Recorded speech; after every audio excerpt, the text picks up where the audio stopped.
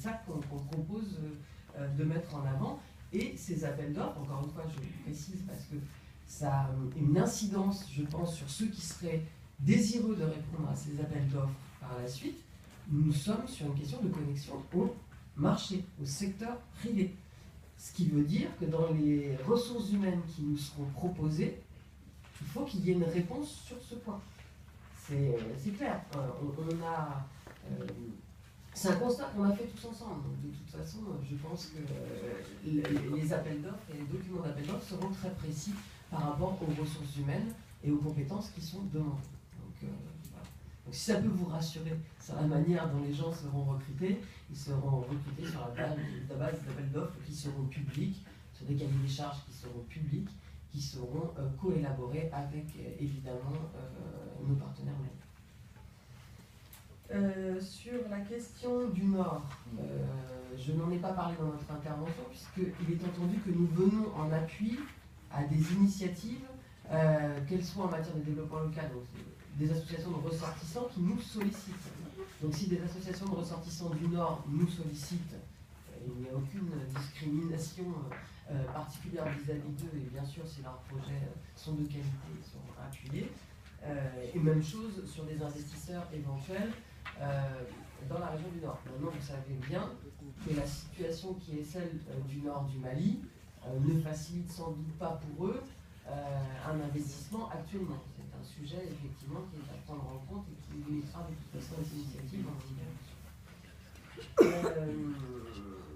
sur la question de la formation à l'entrepreneuriat et à la gestion des promoteurs.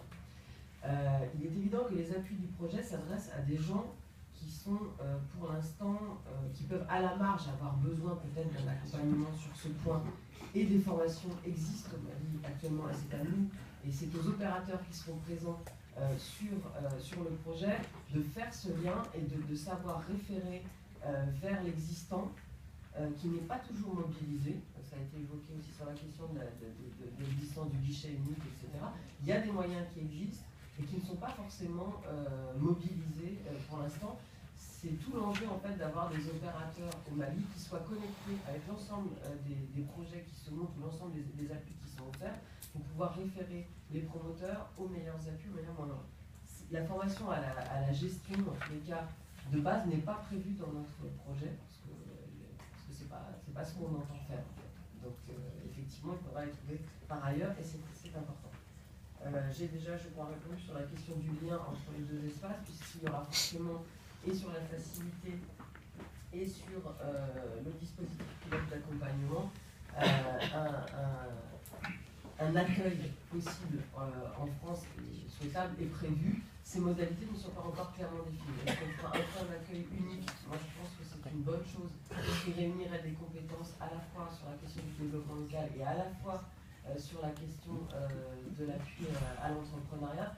Je pense que c'est nécessaire. C'est à nous de construire cette complémentarité. Ce ne sera peut-être pas un appel d'offres unique parce que ce sont des compétences qui sont... ça, vous serez collectivement informés de ces questions, mais en tous les cas, c'est une complémentarité qu'on cherche.